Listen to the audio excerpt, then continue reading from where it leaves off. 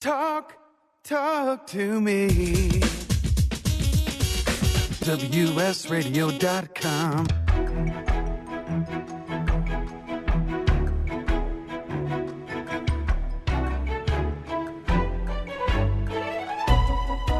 The San Diego Council on Literacy brings you Literacy for All with your host, Jose Cruz. Welcome to the show. I'm Jose Cruz from the San Diego Council on Literacy. You're listening to Literacy for All on WS Radio, and we have two guests right now. One is a longtime literacy professional, and her name is Susan Vega. And Susan is actually, golly, you're kind of what I call a journeywoman in literacy. Welcome to the show, Susan. It's great to be here. And Gilbert Sandoval, who actually quite a unique story in that he has been, I don't know if you still call yourself a literacy student. Do you, Gilbert? No, I don't. I call myself a literacy tutor now. You know, so Gilbert's gone from being a student, a Susan student, to being a tutor. So he's had how many students in the last, let's say, 10 years? I had quite a few, you know. Very good. And then I had groups that I have tutored to with special needs. So you've done small group instruction also? Yes. Okay, very good. And Gilbert, when you were coming into the literacy program, were you working, as I recollect, you were in some leadership positions in your job? Oh, yeah, I was in not high leadership, but I had but the ADA has started with, the handicap and all the, I shouldn't even say the word handicap, but special needs people. Mm-hmm. And I had to read a lot of blueprints, and I had to, and I only had a third grade education, really. But I knew numbers. My numbers were just, and I knew symbols and codes and everything from blueprint reading from my father. So you could do the job. I could do the job, but I couldn't make reports out. Yeah. So what finally encouraged you to make a phone call? And who did you contact? My son's the one that gave me the information. Hey, Dad, there's a Chula Vista, there's a literacy center that show you how to read. Mm-hmm. So I took advantage of it, and I went down there, and I enrolled. And sure enough, that was the place. That was the place. Very good. And how did you feel about it when that first started happening? Well, I'm nervous. Like all my students come in, they don't know what to expect because we're like afraid, and we don't want to let people know that we are literate, and it's very hard. Yeah. But you made the big move, and congratulations. Thank you. I know it's paid off for you, but it's paid off for other people, all of your students. Yes, a lot of my students have really, really, have blossomed, really, I could tell you. Very good, very good. Now, Susan, you were at the Chula Vista Literacy team when Gilbert came in? I was. And were you a tutor or were you on staff? I was. I started off as a tutor, but at that point, I had just started as an AmeriCorps with the Council on Literacy. Right. Yeah, right. And one of the jobs I had to do as an AmeriCorps was to do learner orientations, and I was so nervous because it was my first time. I was talking in front of a small group, and Gilbert was one of the first students. Oh my! Okay. And he even told me, yeah, you were so nervous at that point. Yeah. So it's not just the students that get nervous; it's also as a presenter, of course, and then even for a new tutor, coming in. This is. Would you say he was your first student? He was one of my first students in the writing class. Yeah, okay. He was. We did small groups and writing, and he was one of my students there. And then we did match him with a tutor to work one-on-one. Okay. And they worked on phonics and using the Wilson reading system, and very systematic, very much of a procedure. Mm-hmm. And he really blossomed under that. Now, Susan, you're going into a new position. Is it okay to tell people that? So I bounced around, but my first step into literacy was being a volunteer tutor, which that was supposed to be a 6-month to 1 year commitment. Mm-hmm. And I ended up staying longer than that and going. I was with the Chula Vista Literacy Team, which is part of the Chula Vista Public Library. Right. And then I bounced around from the Chula Vista Public Library to San Jose Public Library to National City Public Library to... Did you do things in Carlsbad, I did Carlsbad Public Library as well. And then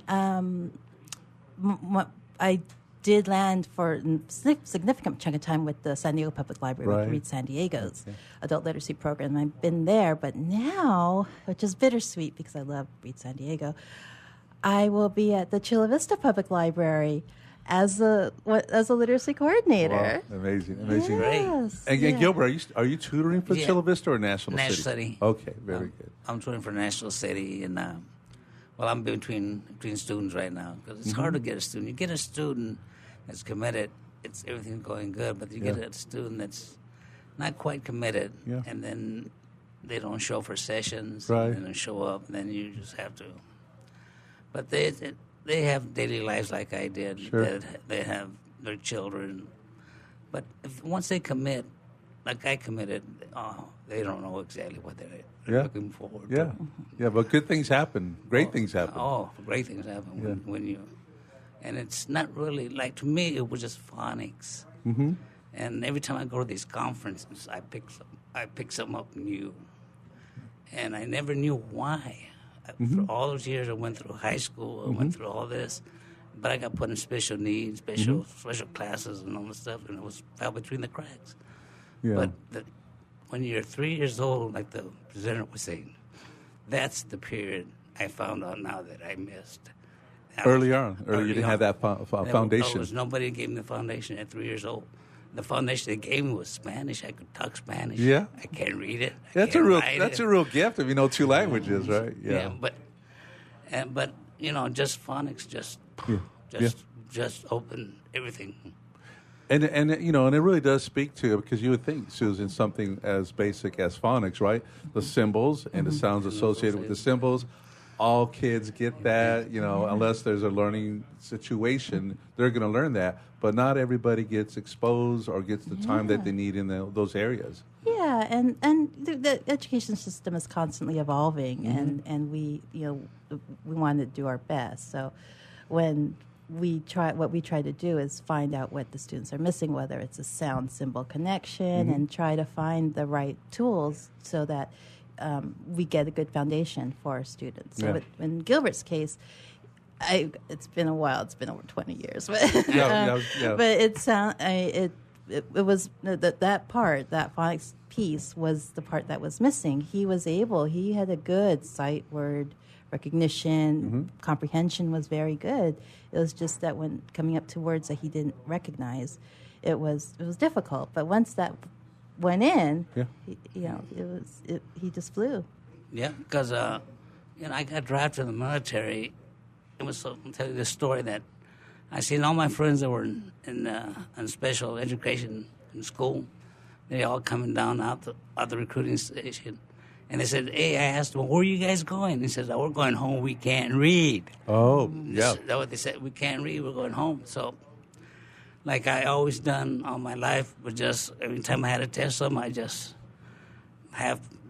knew or didn't know, just mark. So you made it through. I made it through. Wow. So there are just other skills that you had in place for survival skills that I always had. Very good. And that's heavy, right? You have to be on your toes and stuff. Is it? Well, you had to do a lot of things. Like when I had them, like night watching reports, I'd always copy somebody else's report and just change little things, and then I'd sign it off with my report just to survive through the military. So you received help after the military. Well, when I went to I just want people to know that you made it through. Yeah. And that you're not alone. There are a number of people in the military. They're not reading. Yeah. At they what got survival skills. Yeah. Right. Exactly. Gilbert, what would you say? We're going to break in about 2 minutes, but what would you say is the first thing you noticed that changed for you once you started getting help and the phonics started to kick in? What did you feel? What started to happen in your life? Well, I started to, words. Before I'd see a word and I'd just leave it, but now and then I just get there and just start dissecting it. Okay. And then with this new phone system now, telephone. Right. And We didn't have those 20 years ago. No, we don't. Yeah. And now you got a dictionary of the word of the day. Yeah. I click it every day. I try to sound it out, and then always one syllable or one word or one suffix or something. I don't say it right. Yeah.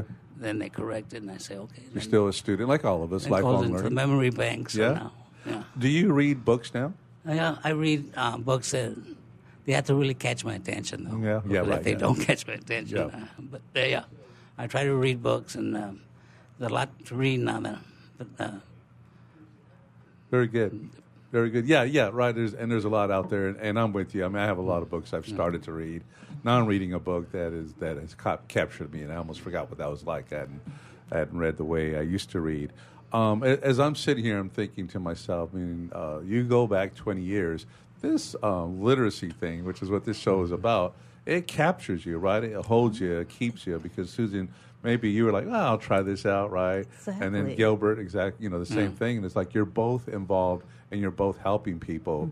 In 1 minute, what can you say about your experience? And we'll come back. Yeah, it goes fast. I just remember sitting in tutor training and just like, what did I get into? Mm-hmm. And then I said, well, it's just 6 months. And then it's like, it's just a year. And then AmeriCorps, just another year. And then all of a sudden I did the math. Mm-hmm. And it's like, it's been over 2 decades. And I always thought this was temporary, but I'm here to stay. There you are. And Gilbert's here, and like I say, yeah, I'm here for the duration. yeah, very good. Well, it's just that rewarding. In the previous show, the previous segment, Wade Taylor, who's our host on WS Radio, was saying this is one of the things that you can do, and you can look and you can say, man, I can see where I helped out. And that doesn't always happen. Sometimes you volunteer for things, and you're helping out, but you don't see it. And this is why being a tutor is so rewarding. We want to talk to people about how they can share in that experience with another person. So we're going to come back to the next segment. I'm Jose Cruz. You're listening to WS Radio, the worldwide leader in Internet talk.